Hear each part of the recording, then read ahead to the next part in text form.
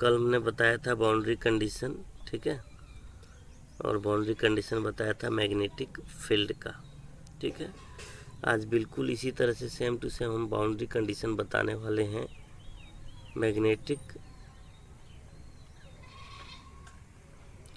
Electric displacement vector जो है उसका बाउंड्री कंडीशन बताने वाले हैं, ठीक है। बाउंड्री कंडीशन ऑफ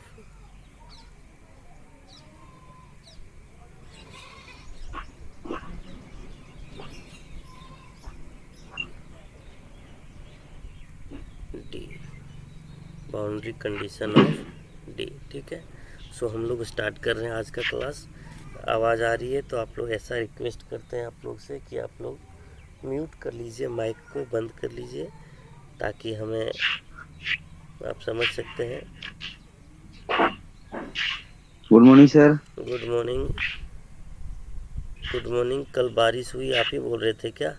बारिश इधर भी हुई और हमको भी डर था कि लाइट आएगा कि नहीं आएगा, तो इधर लाइट आ गया था, ठीक है। इसकी वजह से चार्ज हो चुके थे, सब देख पा रहे हैं आप, चार्ज हो चुका था सब, मोबाइल और ये लैपटॉप भी, तो दिक्कत नहीं हो, अगर नहीं होता तो फिर दिक्कत हो जाती, ठीक है। हम लोग क्या कर रहे हैं, बाउंड्री कंडीशन निकाल रहे हैं डिस्प्लेसमेंट वेक्टर का, ठीक है। आप लोग सुनेंगे ध्यान से, यहाँ पर दिखाई दे रहा होगा। तो जिस तरह से बाउंड्री कंडीशन मैंने मैग्नेटिक फील्ड का निकाला था कल, बिल्कुल उसी तरह से कैलकुलेशन इसका भी है, ठीक है। बिल्कुल सेम टू सेम कैलकुलेशन है इसका भी, और बाउंड्री कंडीशन हम लोग निकाल रहे हैं। ओके, स्क्रीन दिखाई दे रही है आप लोग को? हाँ सर, दिखाई दे रही। ओके, यहाँ पर देखिए बाउंड्री कंडीशन निकालने के लिए, बाउंड्री कंडीशन जो है उसको कैलकुलेट करने के लिए, डिराइव करने के लिए हम लोग को इसका इलेक्ट्रिक डिस्प्लेसमेंट के लिए क्या करना पड़ेगा, एक इंटरफेस क्रिएट करना पड़ेगा। दो मीडियम का इंटरफेस होना चाहिए। जैसे ये इंटरफेस है, इसका मतलब है कि इसके ऊपर में कोई दूसरा मीडियम है जिसका नाम हम लोग देते हैं मीडियम 1, और इसके नीचे में कोई दूसरा मीडियम है जिसका नाम है मीडियम 2, ठीक है। और हम लोग क्या करते हैं कि इस दोनों मीडियम में बराबर दूरी पर एक सिलेंडर कंसीडर कर लेते हैं। देखिए एक सिलेंडर यहाँ पर हमने बना लिया है, जिस तरह, बिल्कुल उसी तरह जिस तरह हमने कल किया था, ठीक है। एक सिलेंडर यहाँ पर हमने बना लिए हैं, ठीक है। और ये देखिए यहाँ पर अगर हम क्या करें, ऊपर वाले सिलेंडर और नीचे वाले सिलेंडर दोनों तरफ से दबाएं तो जाकर के ये एक पेपर में जाके अटैक करेगा, मतलब एक लाइन के जैसा बन जाएगा और वो बनेगा नीचे की ओर, ठीक है। ये था हमारा सिंपल सा फिगर। अब इस फिगर को हम एक्सप्लेन करते हैं, ठीक है। यहाँ पर देखिए ये जो एरिया है ये होगा S1, ठीक है, और ये जो एरिया है ये होगा S2, ठीक है। और एरिया का डायरेक्शन होता है परपेंडिकुलर टू द सरफेस। ये होगा एरिया S3, कल भी बताए थे, और ये एरिया होगा S4, ठीक है। और ये जो एरिया है S1 उसका डायरेक्शन होगा यूनिट वेक्टर N1, ये जो एरिया है इसका डायरेक्शन होगा यूनिट वेक्टर N2, ये जो एरिया है इसका डायरेक्शन होगा यूनिट वेक्टर N3, और ये एरिया इसका डायरेक्शन होगा यूनिट वेक्टर N4, ठीक है।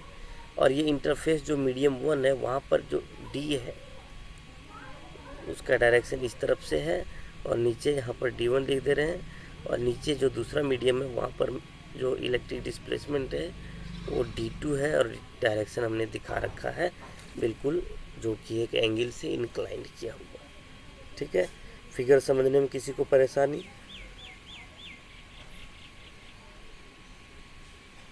बोलिए, फिगर को समझने में कोई परेशानी है? Any problem students? कोई दिक्कत नहीं सर, समझ में आ रहा है। ओके, बिल्कुल कल के जैसा है, ठीक है। तो इसमें लैंग्वेज भी कुछ लिखना पड़ेगा, तो हम लोग वही लिख दे रहे हैं यहाँ पर साइड में, ठीक है। Late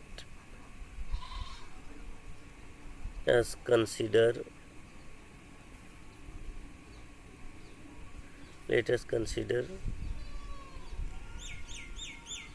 two medium interface which is medium 1 and medium 2। दो मीडियम का इंटरफेस हम लोगों ने कंसीडर किया, जो कि क्या है, मीडियम 1 और मीडियम 2 था। ठीक है। Now imagine a pill box of cylindrical shape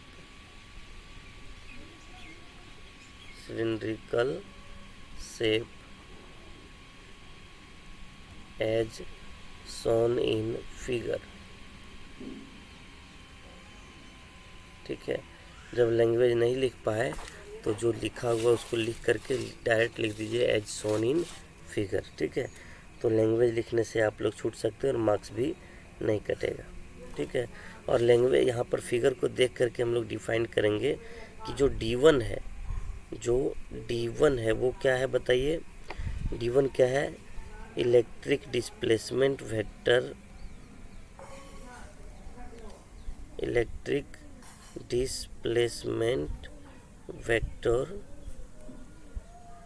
in medium 1। और उसी तरह से D2 क्या है, तो electric displacement vector in medium 2। कहाँ पर है ये, मीडियम 2 में है। ठीक है।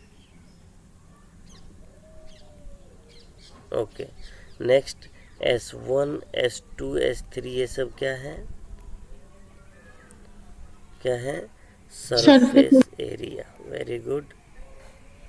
Surface area as shown in figure, direct लिखिए शोन इन फिगर। नेक्स्ट में N1 cap, N2 cap, N3 cap और N4 कैप, ये सब क्या है, यूनिट वेक्टर किसका है, S1 S2 S3 and S4 का है। ठीक है। चलिए वेरी गुड, हमने ये हो गए। यहाँ पर लैंग्वेज जो लिखना रहता है वो यही सब लिखना रहता है, इससे ज़्यादा लैंग्वेज नहीं लिखना रहता है। ठीक है। ओके। सो अब नेक्स्ट में चूँकि हमने क्या करना है कि ये जो हम लोग है बाउंड्री कंडीशन वो कैलकुलेट कर रहे हैं D वेक्टर का, तो हम लोग को क्या करना पड़ेगा कि मैक्सवेल का वो इक्वेशन को लेना पड़ेगा जिसमें D वेक्टर है। ठीक है। तो मैक्सवेल का वो वैसा इक्वेशन बताइए जिसमें D वेक्टर है। सो ऐसा कोई भी इक्वेशन बताइए जिसमें D वेक्टर है। तो मैक्सवेल का पहला इक्वेशन लेंगे by using Maxwell first equation.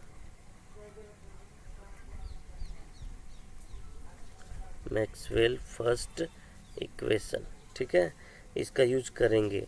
और मैक्सवेल का फर्स्ट इक्वेशन क्या है, तो divergence of D equal to rho का मतलब होता है वॉल्यूम करंट डेंसिटी।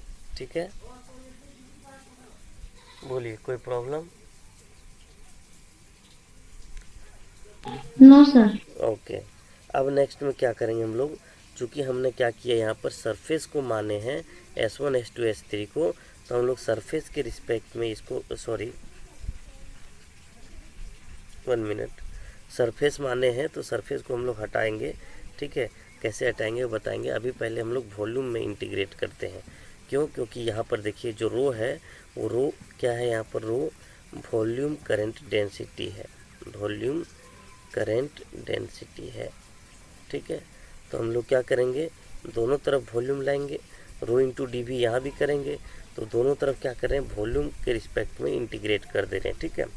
सो यहाँ पर लिख दे रहे हैं integrating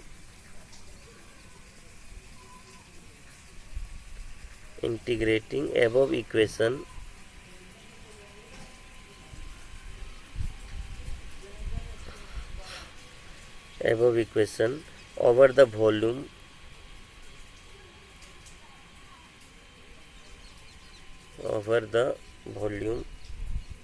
enclosed by pill box।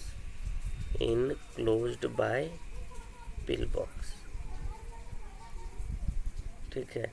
तो पूरे पिल बॉक्स का जो वॉल्यूम है उसके रिस्पेक्ट में हम लोग इसको इंटीग्रेट कर दे रहे हैं दोनों तरफ, ठीक है। जब जैसे ही दोनों तरफ इंटीग्रेट कर देंगे तो यहाँ पर भी हो जाएगा डाइवर्जेंस ऑफ डी, है ना, इंटू डी भी इक्वल टू, इधर भी होगा रो इंटू डी भी, ठीक है। और इसको हम लोग मान लेंगे इक्वेशन 1, ठीक है। ओके, सो नेक्स्ट, अब बताइए इस तरह का जब फेनोमेना रहता है तो हम लोग क्या यूज करते हैं, गॉस डाइवर्जेंस थ्योरम। देखिए यहाँ पर ये वॉल्यूम इंटीग्रल है लेकिन यहाँ पर डाइवर्जेंस लगा हुआ है, ठीक है।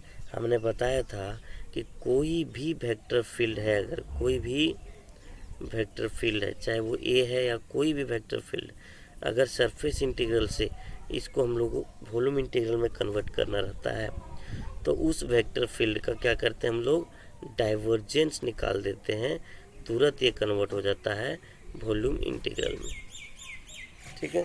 तो जैसे ये वॉल्यूम इंटीग्रल में कन्वर्ट हो गया, लेकिन यहाँ पर क्या है, यही चीज़ सर तो इसमें दोनों तो वॉल्यूम इंटीग्रल ही है हाँ, ना? दोनों वॉल्यूम इंटीग्रल में है, दोनों वॉल्यूम इंटीग्रल तो में दोनों है। को सरफेस पर चेंज करना है। दोनों को रुकिए, 1 मिनट बता रहे हैं हम। अभी हम थोड़ा देर पहले बताए थे कि जो S1 S2 S3 S4 हमने माना है वो सरफेस है, ठीक है। तो हम लोग क्या कर रहे हैं, यहाँ पर वॉल्यूम को इंटीग्रेशन कर दिए।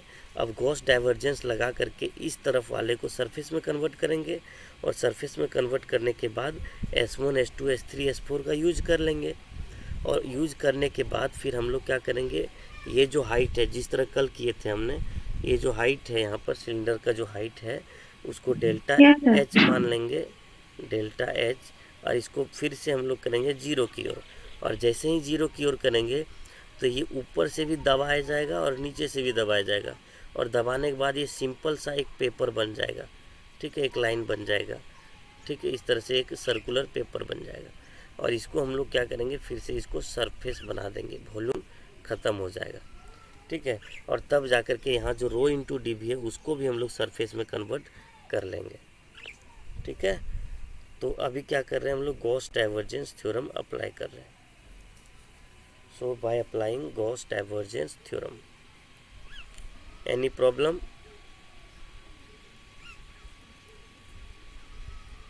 No sir. Okay,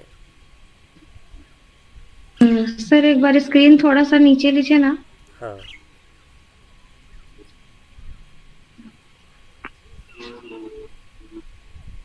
Gauss divergence theorem, ठीक है। और गॉस डाइवर्जेंस थ्योरम में यहाँ पर देखिए, अगर कोई वेक्टर फील्ड अगर सरफेस इंटीग्रल में रहता है तो वॉल्यूम इंटीग्रल में कन्वर्ट करने के लिए उसका डाइवर्जेंस लगाते हैं। लेकिन यहाँ पर क्या है, यहाँ पर हमको वॉल्यूम इंटीग्रल में दिया हुआ है, तो सरफेस इंटीग्रल में करने के लिए क्या करेंगे, डायरेक्ट उसका इस तरह से लिखेंगे। यहाँ पर डी है तो ये जो है सो सरफेस इंटीग्रल में कन्वर्ट हो जाएगा, ठीक है। और यहाँ पर हो जाएगा डी D.S.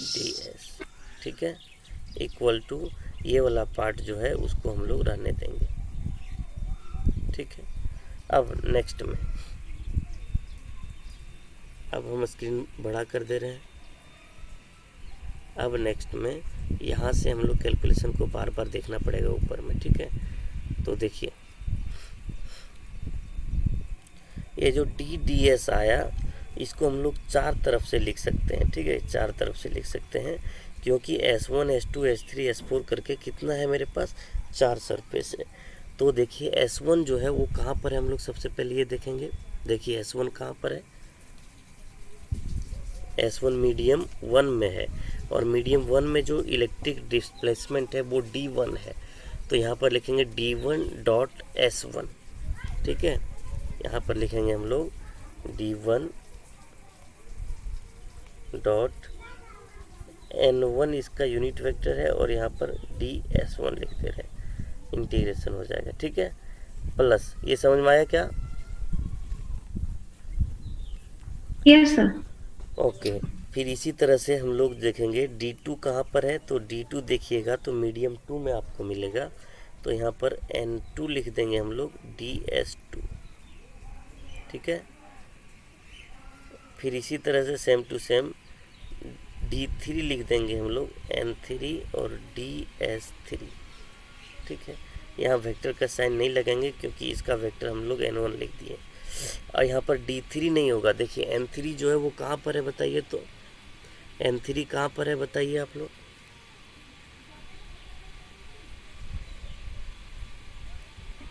मीडियम 1 में। मीडियम 1, और मीडियम 1 में जो फील्ड है वो क्या है, D1। D1। तो यहाँ पर हम लोग क्या करेंगे, D3 ना लिख करके D1 लिखेंगे, प्लस फिर नेक्स्ट में क्या लिखेंगे आप लोग बोलिए,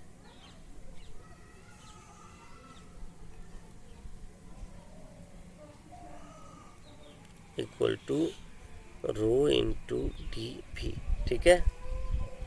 बोलिए कोई प्रॉब्लम किन्हीं को, यहाँ इंटीग्रेशन S1 S2 S3 और S4 में किए हैं, ठीक है। बोलिए कोई प्रॉब्लम है किन्हीं को यहाँ पर।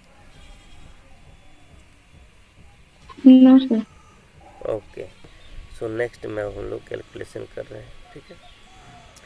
अब नेक्स्ट में हमें अभी थोड़ा ही देर पहले बताए थे कि क्या करेंगे, जो यहाँ पर हाइट है उसको हम लोग डेल्टा H मानेंगे और वो डेल्टा H को करेंगे अप्रॉक्स 0, मतलब टेंस टू 0।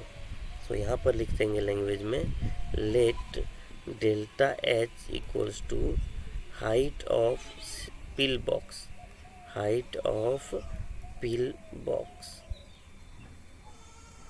ठीक है। और डेल्टा H हाइट हो गया तो यहाँ पर लिखेंगे डेल्टा H टेंस टू 0, मतलब जो हाइट है वो 0 0 के करीब आ रहा है। सो जैसे ही हाइट 0 0 के करीब आएगा तो S3 जो है वो भी 0 हो जाएगा एंड S4 भी क्या हो जाएगा, 0 हो जाएगा, ठीक है। और फिर ये जो रो इंटू DV है, रो इंटू DV इसका मतलब है कि जो वॉल्यूम इंटीग्रल है यहाँ पर, जो वॉल्यूम चार्ज डेंसिटी है यहाँ पर, वॉल्यूम करंट डेंसिटी, वो वॉल्यूम करंट डेंसिटी ना बन के सरफेस करंट डेंसिटी बन जाएगा, ठीक है। सो जैसे ही S3 और S4 0 होगा तो ये वाला पार्ट और ये वाला पार्ट क्या हो जाएगा बताइए तो, 0 हो जाएगा। 0 हो जाएगा। Very good. सो बचेगा मेरे पास क्या, बच जाएगा यहाँ D1 N1 DS1 प्लस इस तरह बचेगा D2 N2 DS2 equal to, यहाँ पर रो DV ना लिख करके अब हम लोग लिखेंगे इंटीग्रेशन, क्या लिखेंगे, सिग्मा इंटू DS, ठीक है, सिग्मा इंटू DS।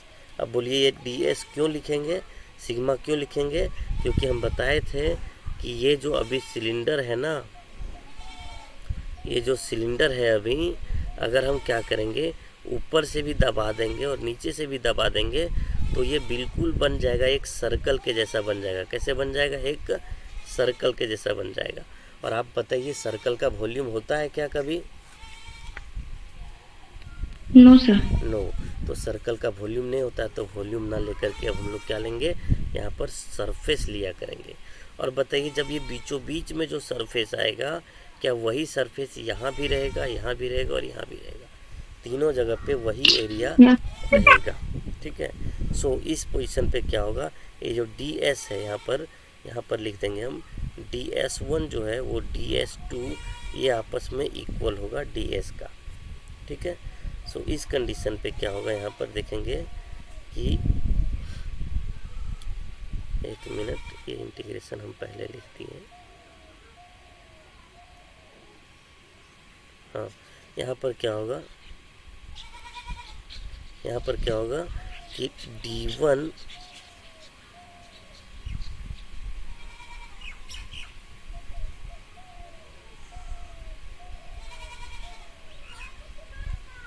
यहाँ हो जाएगा, देखिए D1 प्लस D1 के साथ N1 लगा देते हैं प्लस D2 N2 कॉमन ले लेते हैं, सॉरी कॉमन आ गया यहाँ पर DS, क्योंकि DS1 और DS2 के बदले क्या लिख रहे हैं, DS, ठीक है। इंटीग्रेशन के साथ इक्वल टू, यहाँ पर भी इधर साइड में बचेगा DS, और ये दोनों को हम लोग कैंसिल करवा सकते हैं तो बचेगा यहाँ D1N1 plus D2N2 equal to sigma बचेगा। ठीक है, ये समझ में आया सबको क्या यहाँ पर?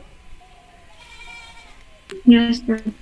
ओके, अब देखिए यहाँ पर S जो है यहाँ पर N1 का डायरेक्शन यहाँ से ऊपर की ओर है और N2 का डायरेक्शन यहाँ से नीचे की ओर है। इसका मतलब N1 और N2 ये दोनों आपस में इक्वल तो है, ये दोनों आपस में इक्वल है, लेकिन नेगेटिव के साथ इक्वल है। दोनों का डायरेक्शन हाँ, अपोजिट। डायरेक्शन अलग है, इसीलिए हम लोग क्या कर रहे हैं, नेगेटिव के साथ दोनों को इक्वल करवा दे रहे हैं। ठीक है, तो इस कंडीशन पे क्या होगा कि हम लोग क्या करेंगे, N1 के जगह भी N2 पुट कर देंगे। तो उस स्थिति में क्या होगा, D1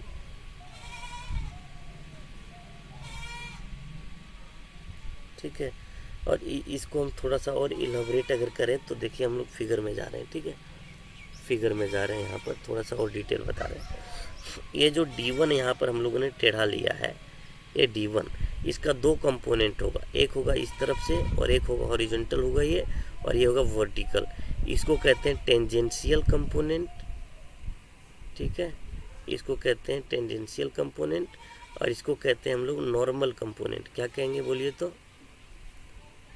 नॉर्मल कंपोनेंट। ठीक है, और ये चूंकि D1 है तो इस तरफ जो D1 कंपोनेंट आएगा वो लिखेंगे D1T, और इधर जो D कंपोनेंट आएगा इसको लिखेंगे D1N। ठीक है, बिल्कुल उसी तरह से यहाँ पर लिखेंगे। और नीचे तरफ जो D2 इस तरह लिए हम लोग, इसका भी दो कंपोनेंट होगा, और कंपोनेंट होगा D2T यहाँ पर, और इधर होगा कंपोनेंट D2N। ठीक है, अब बताइए जो N1 है वो ऊपर की ओर है, N1 जो है यहाँ पर देखिए ऊपर की ओर है, और यहाँ पर ऊपर की ओर जो कंपोनेंट है, ऊपर की ओर जो कंपोनेंट है वो क्या है यहाँ पर, D1N1 है कि नहीं है? बोलिए। यस। ठीक है, D1N। सो यहाँ पर हम लोग क्या करेंगे, D1N1 के जगह पे लिखेंगे D1N, माइनस देंगे क्योंकि दोनों का अलग अलग है, तो माइनस देने के बाद यहाँ लिखेंगे D2N2। ठीक है, इक्वल टू क्या होगा यहाँ पर, सिग्मा हो जाएगा। ठीक है, सॉरी D2N2 नहीं, D2N होगा सिर्फ। इसको अच्छा से यहाँ लिख रहे हैं D1N minus D2N equal to sigma. ठीक है, अब बताइए अगर यहाँ पर क्या होता कि दोनों के माइनस के इक्वल टू 0 आता तो ये दोनों आपस में इक्वल होता। इसका मतलब नॉर्मल कंपोनेंट इक्वल होता। नॉर्मल कंपोनेंट क्या होता है, कंटिन्यूअस होता। लेकिन चूंकि अब नहीं आ रहा है तो ये नॉर्मल कंपोनेंट कंटिन्यूअस नहीं है। सो नॉर्मल कंपोनेंट ऑफ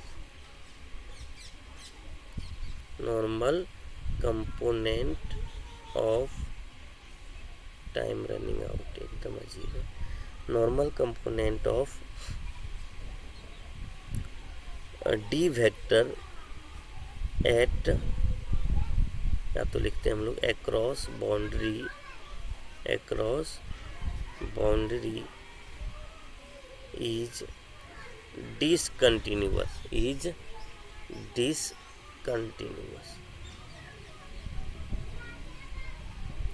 ठीक है, समझ में आए सबको?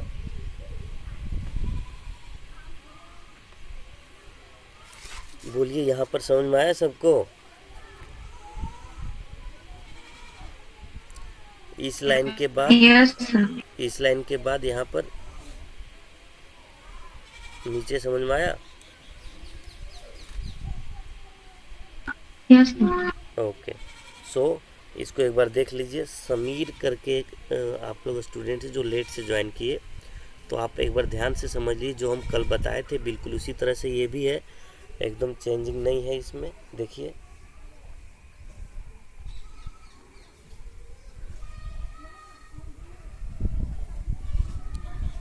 ओके, सो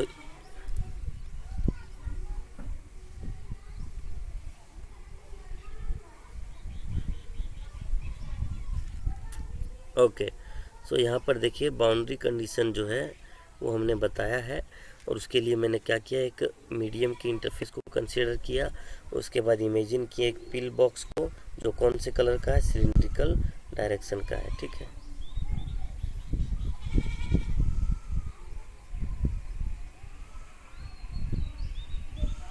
ओके, यहाँ पर कुछ सिस्टम को क्लोज करने के लिए कहा जा रहा है, तो कोई प्रॉब्लम नहीं है, वैसे आप लोग ज्वाइन किए हुए हैं तो ठीक है। तो यहाँ पर देखते हैं, इमेजिन की एक सिलिंड्रिकल बॉक्स को, ठीक है। सिलिंड्रिकल बॉक्स में जिस तरह कल हम बताए थे, बिल्कुल देखिए कल जो हम बताए थे यहाँ पर है, ठीक है, यहाँ पर है जो हम कल बताए थे। देखिए यहाँ पर जो हमने बताया था मैग्नेटिक फील्ड के लिए बिल्कुल इसी तरह से किए थे, ठीक है। और जो आज हम बताए हैं वो देखिए यहाँ पर है, बिल्कुल यहाँ पर डी के लिए हमने किया है, ठीक है।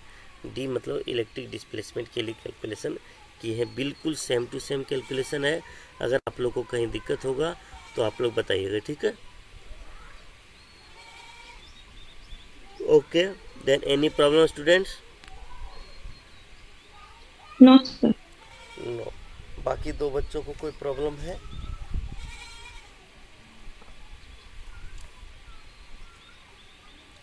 ओके, सो हम समझते हैं कि यहाँ पर कोई प्रॉब्लम आप लोग को नहीं है। सो अगला हम स्टार्ट करते हैं। अगला जो डेरिवेशन है हमारा, जो कि है हमारा boundary condition for electric field E, boundary condition for electric field E, ठीक है। सो हम लोग स्टार्ट करते हैं boundary condition for electric field E. Start करें क्या या ना करें start?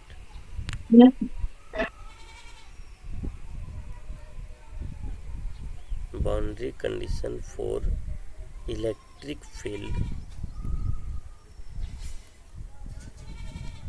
E, boundary condition for electric field E, ठीक है। अब इसको हम लोग कैसे करेंगे ये देखते हैं, ठीक है। ये थोड़ा सा मतलब लंबा जाएगा, लंबा नहीं, थोड़ा सा क्या बोलते हैं, लेंदी होता है, बीच बीच में थोड़ा थोड़ा लेंदी होगा, ठीक है। तो देखिए बाउंड्री कंडीशन को काटने के लिए क्या करना पड़ेगा, हम लोग को एक बाउंड्री क्रिएट करना पड़ेगा। सबसे पहले ऊपर में होना चाहिए दूसरा मीडियम और नीचे होना चाहिए एक अलग मीडियम। ऊपर में मीडियम 1 है और नीचे में मीडियम 2 है, ठीक है।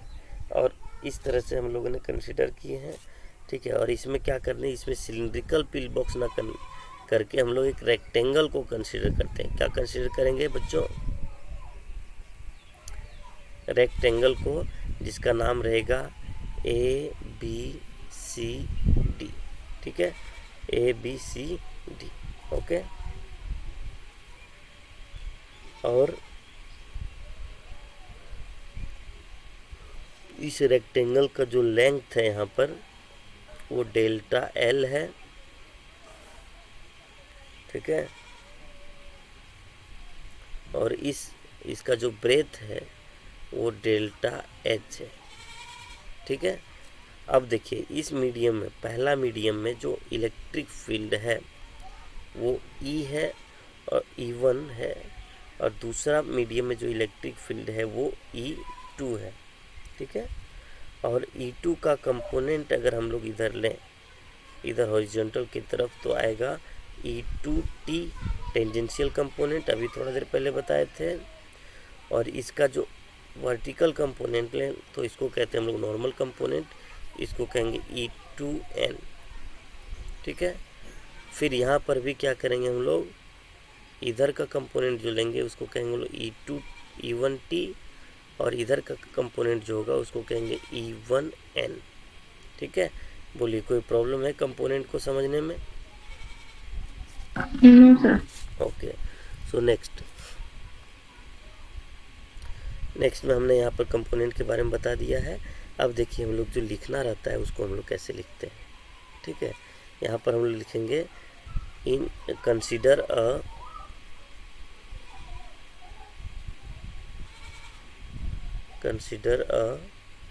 a small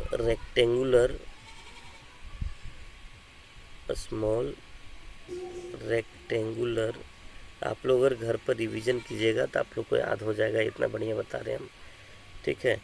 क्लोज्ड लूप हमने क्या किया, एक बंद लूप को कंसिडर किया जो कि एक रेक्टेंगल के डायरेक्शन में है। और लूप का नाम क्या है, तो देखिए ABCDA, तो इसका हो गया क्या, लूप का नाम ABCDA, ठीक है। लूप का नाम हो गया ABCDA, ठीक है। At interface as shown in figure, at interface मतलब दो मीडियम का इंटरफेस पर मैंने कंसिडर किया है, as shown in figure,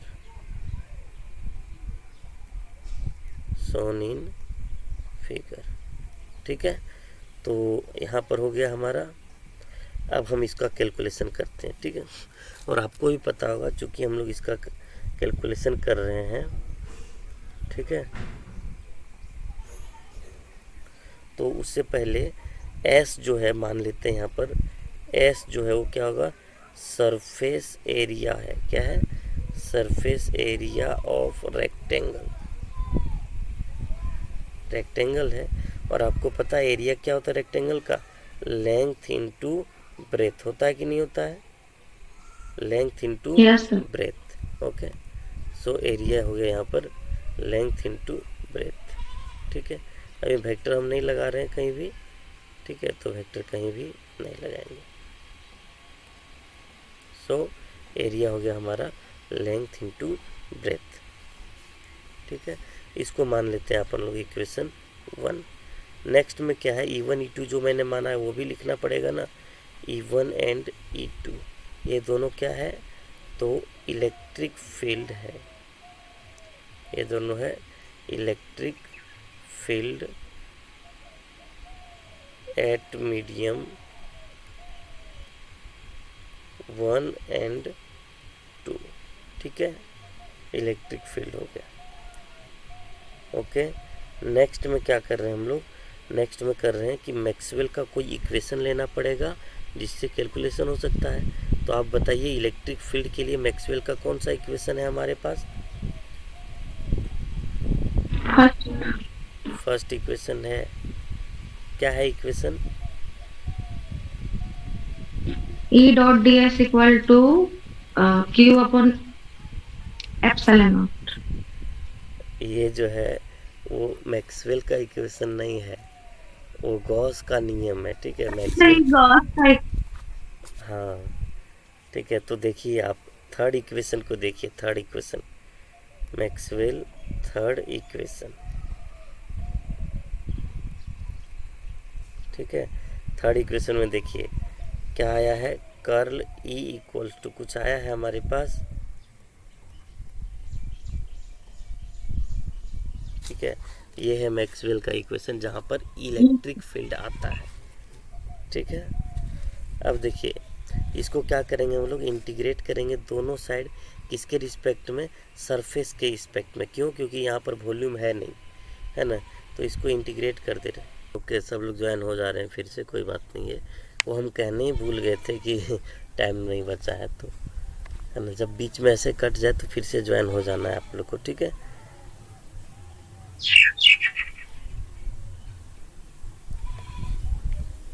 okay, तो स्टार्ट करते हैं पहले, है ना। अगर कोई आएगा तो उस समय उसको एक्सेप्ट कर लिया जाएगा।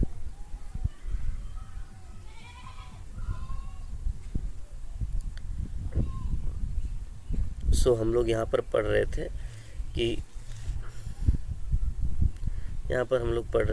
ये जो है मेरा थर्ड इक्वेशन है मैक्सवेल का, और इसको हम लोग क्या करेंगे, सरफेस एरिया के रिस्पेक्ट में इंटीग्रेट करेंगे। सो इंटीग्रेटिंग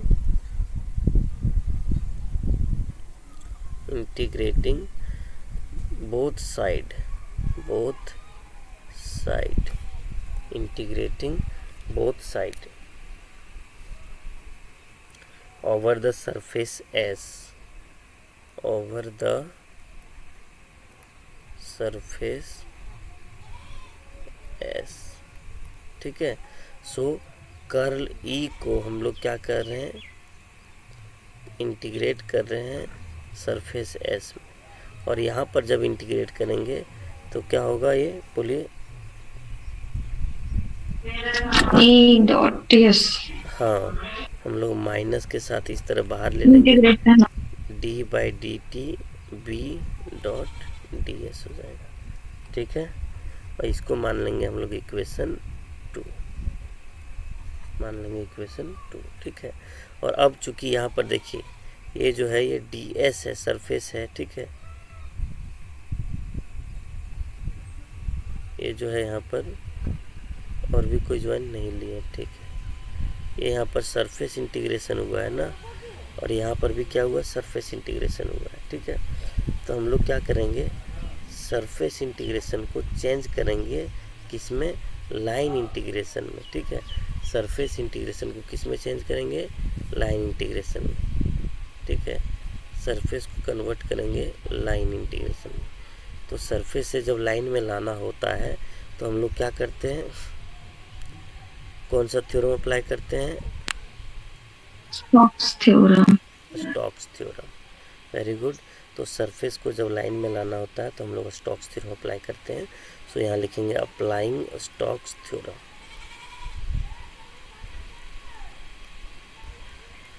स्टोक्स थ्योरम, ठीक है। और आपको पता होगा कि स्टोक्स थ्योरम में क्या होता है, अगर कोई लाइन इंटीग्रल इस तरह से है, ई डॉट डी एल है, लाइन इंटीग्रेशन में है अगर, तो इसको अगर हम लोग सरफेस इंटीग्रेशन में कन्वर्ट करना चाह रहे हैं तो क्या करेंगे, कर्ल निकाल देते हैं, तो तुरंत यहाँ पर क्या होता है, सरफेस इंटीग्रेशन में कन्वर्ट हो जाता है। तो यहाँ पर जो हमारे पास दिया हुआ राइट साइड में, वही चीज़ हमारे पास यहाँ पर दिया हुआ है। तो ये वाला चीज़ हम लोग क्या करेंगे, लिखेंगे यहाँ पर, ठीक है। सो इसको जैसे ही लाइन इंटीग्रल में कन्वर्ट करेंगे तो ई डॉट डी एल आ जाएगा equal to minus D by D T of B dot D S, ठीक है। Any problem? नो। ओके, अब थोड़ा सा दिमाग लगाना है, फिगर को बार बार हम लोग देखेंगे, ठीक है। कि ये जो लाइन इंटीग्रल है वो कहाँ से कहाँ तक है, तो ए से लेकर के बी सी डी तरफ होते हुए फिर से ए तक आ जाना चाहिए, यहाँ तक है, ठीक है। अब हम लोग क्या करेंगे, इसको 4 या तो 5 जितने भी पार्ट है उसमें क्या करेंगे, इसको डिवाइड करेंगे, ठीक है। सो इसको डिवाइड करते हैं, ठीक है। देखिए यहाँ पर फिगर आप लोग देख पा रहे हैं, ठीक है। देखिए ए से लेकर के बी तक है, यहाँ पर बी से लेकर के सी तक है, ऐसा नहीं करेंगे, यहाँ पर कुछ नाम दे देते हैं। तो बी से लेकर के यहाँ पर नाम दे देते हैं हम A B C D E F, यहाँ नाम देते हैं, और यहाँ पर नाम देते हैं जी, ठीक है। या तो इसको हम लोग ठीक है, नाम सही दिया हुआ है। तो ए से लेकर के बी और बी से लेकर के जी, जी से लेकर के फिर सी तक लेंगे, और सी से लेकर के डी तक, डी से लेकर के एफ तक लेंगे, और एफ से लेकर के फिर से लेंगे कहाँ तक, ए तक लेंगे, ठीक है। सो पहले हम लोग लेते हैं कहाँ पर, कहाँ से कहाँ तक लेते हैं, ए से लेकर के बी तक लेते हैं, ठीक है। तो ए से लेकर के बी तक जो लाइन है वो बताइए कौन सा मीडियम में आ रहा है, बताइए कौन सा क्या मीडियम सर? में, ए से लेकर के बी तक जो लाइन है ए बी, वो कौन सा मीडियम में है, मीडियम 1 में या मीडियम 2 में, मीडियम 2 में। मीडियम 2 में। और मीडियम 2 में, ओके ओके ओके, मीडियम 2 में है। और देखिए यहाँ से ए से लेकर के बी तक का जो डायरेक्शन है इस तरफ से, उस डायरेक्शन में देखिए यहाँ पर इलेक्ट्रिक फील्ड कौन सा है, E2T है या E1N है, क्या है यहाँ पर, E2T। E2T। तो इलेक्ट्रिक फील्ड हो गया हमारा E2T, और यहाँ से यहाँ तक का जो लेंथ हो गया वो कितना हो गया, डेल्टा L, ठीक है। सो यहाँ पर हम लोग देखिए यहाँ पर पुट करेंगे, यहाँ पर इधर इंटीग्रेशन लेंगे E2T, ठीक है, और इंटू करेंगे डेल्टा L के साथ में, ठीक है, फिर प्लस करेंगे। और ये कहाँ पर हुआ, ये हो गया सिर्फ ए से लेकर के बी तक के लिए, प्लस करेंगे, इंटीग्रेशन फिर से ले रहे हैं यहाँ पर, ठीक है। अब देखिए बी से लेकर के जी तक ले रहे हैं, कहाँ से कहाँ तक, बी से लेकर के जी तक। ये कलर चेंज कर लेते हैं, थोड़ा कलर चेंज कर लेते हैं। यहाँ देखिए बी से लेकर के जी तक, यहाँ से यहाँ तक, बताइए ये जो है कौन सा इंटरफेस में, कौन सा मीडियम में है, मीडियम 2 में। मीडियम 2 में। और इस मीडियम 2 में ये बी से लेकर के जी तक क्या वैल्यू होगा, बताइए, बी से लेकर के जी तक क्या वैल्यू होगा, E2 में। हाँ डेल्टा H/2 होगा क्या, देखिए जरा, पूरा बी डेल H/2। हाँ डेल H/2। और यहाँ पर जो इलेक्ट्रिक फील्ड है वो है E2n, ठीक है। सो यहाँ पर हम लोग क्या करेंगे, यहाँ पर हम लोग पुट करेंगे E2n into delta H by 2, ठीक है। और ये दोनों का डायरेक्शन देखना बहुत ज़्यादा ज़रूरी है, दोनों का डायरेक्शन एक ही तरफ है, तो हम लोग माइनस या प्लस कुछ देने की ज़रूरत नहीं है। क्यों? क्योंकि देखिए यहाँ पर E2n भी वर्टिकल डायरेक्शन में है, और यहाँ पर देखिए ये भी जो है सो वर्टिकल ऊपर की ओर ही फोकस कर रहा है, ठीक है। अब नेक्स्ट में जो हम लोग लेंगे वो क्या लेंगे, G से लेकर के C तक लेंगे। अभी कहाँ से कहाँ हुआ, B से लेकर के G तक हुआ है। सो यहाँ पे अभी जो हुआ वो हुआ B से लेकर के G तक। नेक्स्ट हम लोग ले रहे हैं कहाँ से कहाँ तक, G से लेकर के C तक। बताइए G से लेकर के C तक जो है वो कौन सा मीडियम में है,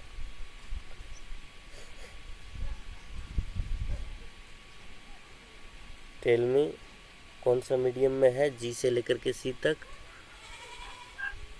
मीडियम 1। Medium one. और G से लेकर के C तक मीडियम 1 में है।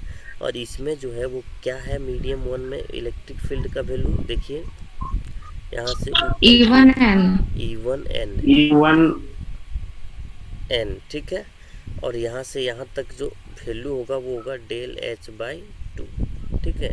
सो हम लोग क्या करेंगे, यहाँ पर E1n पुट कर रहे हैं हम लोग, E1n into del H by 2। ये कहाँ से कहाँ तक हो जाएगा, तो G से लेकर के C तक हो गया। अब नेक्स्ट में देखिए, नेक्स्ट में CD है, नेक्स्ट में क्या है, CD जो है वो कौन सा मीडियम में है, आप लोग को स्टेप बाय स्टेप हम बता रहे हैं, ठीक है। CD कौन सा मीडियम में है, मीडियम 1 में।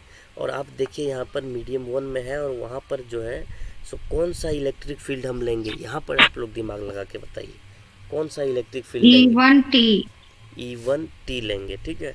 लेकिन यहाँ पर हम देख पा रहे हैं कि E1t का डायरेक्शन इधर है, E1t इधर है तो माइनस, और हाँ, और CD जो है वो इधर है, तो हम लोग यहाँ पर ले लेंगे माइनस, ठीक है। दोनों अपोजिट डायरेक्शन में, इसीलिए हम लोग यहाँ पर माइनस ले लेंगे। और अब इंटीग्रेशन लगा रहे हैं, और हम लोग ले रहे हैं कहाँ से कहाँ तक, C से लेकर के D तक ले रहे हैं, ठीक है। अब यहाँ पर जो इलेक्ट्रिक फील्ड था वो E1t है, और जो वैल्यू है वो डेल्टा L है, ठीक है। क्यों है डेल्टा L, देखिए यहाँ पर, एक मिनट, ये ज़्यादा हो जा रहा है। हाँ देखिए, ये E1t तो इलेक्ट्रिक फील्ड है, आप सबको पता चल गया होगा। और यहाँ से यहाँ तक देखिए, जो C से लेकर के D तक उतना ही वैल्यू है जितना A से लेकर के कहाँ तक है, B तक है। तो ये अगर डेल्टा L है तो ये भी कितना होगा बच्चों, बोलिए, डेल्टा L, ठीक है। सो यहाँ पर लिखेंगे हम लोग E1t dot delta L, E1t dot delta L, ठीक है। नेक्स्ट बताइए, फिर से आप देखिए, D से लेकर के F तक देखिए, D से लेकर के कहाँ तक बोल रहे हैं हम, देखना F तक कौन सा मीडियम में है, मीडियम 1। और यहाँ पर भी बताइए कौन सा इलेक्ट्रिक फील्ड लगेगा, -E1n। और इसका वैल्यू कितना है, डेल्टा H बाई 2 है या नहीं है? Yes sir.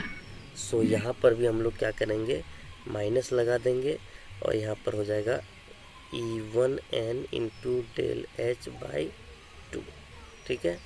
इस तरह से ये हो गया हमारा कहाँ से कहाँ तक का, तो हो गया D से लेकर के F तक का। अब फिर नेक्स्ट आगे जाइए तो पता चलेगा कहाँ से कहाँ तक लाइन इंटीग्रल है, F से लेकर के ये तक का क्या होगा। अब बताइए F से लेकर के ये तक का कहाँ पर है, कौन सा मीडियम में, मीडियम 2। और यहाँ पर कौन सा इलेक्ट्रिक फील्ड लगेगा, -E2n। और इसका वैल्यू कितना है यहाँ पर, F से लेकर के ये तक का, डेल्टा H बाई 2। सो यहाँ पर हो जाएगा माइनस, ठीक है, E2n into del H by 2, ठीक है। और ये कहाँ से कहाँ तक हो जा रहा है हमारा, F से लेकर के A तक का, is equal to right side में किसी भी तरह का कोई चेंजिंग करने की आवश्यकता नहीं है। अब थोड़ा सा चेन का सांस लेकर के बताइए कि जो ये लाइन अभी हमने लिखा है, इस लाइन में क्या किसी को दिक्कत है? नो किन्हीं को कोई प्रॉब्लम नहीं होना चाहिए इस लाइन में, ठीक है। और अब अगर प्रॉब्लम नहीं है तो बताइए क्या ये वैल्यू जो है यहाँ पर E2n del H by to, फिर यहाँ पर भी E2n del H by two, क्या ये दोनों कैंसिल हो जाएगा एक दूसरे से? Minus yes plus. सर। फिर उसी तरह से देखिए E1n del H by two, E1n del H by two, क्या ये दोनों भी आपस में कैंसिल हो जाएगा? Yes sir. ओके, सो अब क्या बच जाएगा वो हम यहाँ पर लिख रहे हैं, ठीक है। कैंसिल हो जाने के बाद में, ठीक है। सो देखिए यहाँ पर बैकग्राउंड साउंड को आप लोग थोड़ा सा इग्नोर कीजिएगा, गांव है तो यहाँ पर ठेठ भाषा का यूज किया जाता है, ठीक है। सो यहाँ पर देखिए ये बच गया हमारे पास, तो इसको लिख रहे हैं हम लोग E2t delta L plus, sorry plus नहीं माइनस बचा हुआ मेरे पास यहाँ पर, तो यहाँ पर हम लोग माइनस लिखेंगे क्या, integration E1t delta L equal to minus देंगे। और अब देखिए यहाँ पर हम लोग इंटीग्रेशन को हटाएंगे, अगले स्टेप में हटाएंगे, अभी जो है उसको हम लोग रहने देते हैं, ठीक है। यहाँ पर किसी को दिक्कत नहीं है? No sir. ओके, अब देखिए E2t डेल्टा एल जो हो गया, E2t डेल्टा एल, ठीक है। सो यहाँ पर देखिए डेल्टा एल का जब इंटीग्रेशन करेंगे, ठीक है, जब क्या करेंगे डेल्टा एल का इंटीग्रेशन करेंगे, ठीक है, तो देखिए क्या आएगा हम बता रहे हैं। या तो एक काम कर सकते हैं हम लोग, दोनों तरफ जो है सो ऐसा करते हैं, यहाँ पर E2t माइनस E1t ये दोनों को ले लेते हैं और इंटीग्रेशन डेल्टा एल को कॉमन लिए, ठीक है बच्चों, समझ में आ रहा है? Yes sir. डेल्टा एल को हम लोगों ने क्या किया, कॉमन लिए हैं, ठीक है।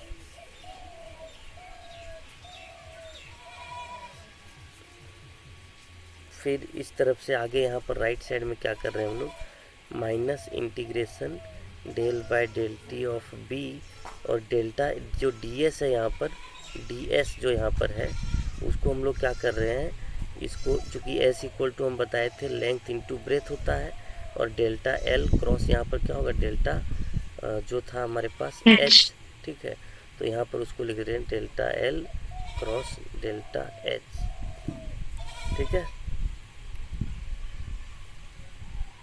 कोई प्रॉब्लम यहाँ पर किन्हीं को?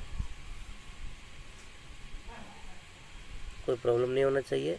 सो नेक्स्ट में यहाँ पर क्या होगा कि ये जो डेल्टा एच एल है, यहाँ पर डेल्टा एच दोनों तरफ कैंसिल आउट हो जाएगा, बचेगा क्या मेरे पास, बच जाएगा यहाँ पर E2t minus E1t is equals to minus del by del T of B into delta H, ठीक है। कोई प्रॉब्लम है किन्हीं को? नो। और हम लोगों ने क्या एज्यूम किया था, we had assume that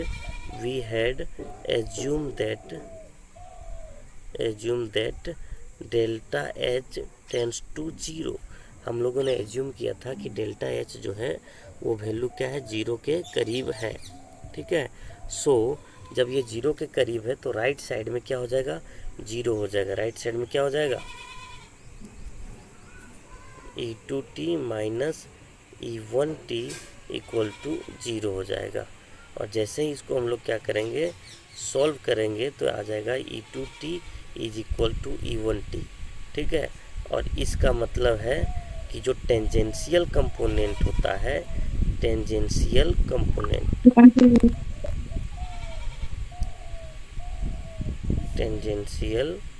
component of electric field is continuous across boundary बोलिए बच्चों, किन्हीं को समझने में किसी भी तरह का प्रॉब्लम आया है क्या? ये पूरा जो हम बताएं अभी इस डेरिवेशन में एकदम शुरुआत से बताए हैं। अगर किन्हीं को कोई प्रॉब्लम है तो बताइए। अभी 2 डेरिवेशन बताए हैं आज। दोनों डेरिवेशन आप लोग को करना क्या है, मेथड यही है ज़िंदगी में कोई भी चीज़ नहीं भूलने का मेथड है कि आप लोग ऐसा कीजिए कि जैसे ही आप यहाँ हम समझा दिए तो हम सब पढ़ानेंगे। अभी पढ़ाने क्लास ओवर होगा, उसके बाद एक बार देख करके रिवाइज कर लीजिए, ठीक है। और एक बार जब अगला क्लास स्टार्ट करेंगे उससे पहले रिवाइज कर लीजिए। फिर ये चीज़ आपको हमेशा याद रहेगा, आप कभी इसको नहीं भूलिएगा, ठीक है। कोई प्रॉब्लम है किन्हीं को? No sir. ओके, सो आज का क्लास यहीं पे रखते हैं। बाकी आप लोग जो है अभी हमारे पास ज़्यादा नहीं, 2 ही स्टूडेंट हैं आप लोग ज्वाइन किए हुए हैं, ठीक है। तो आप लोग टेंशन बिल्कुल भी मत लीजिए,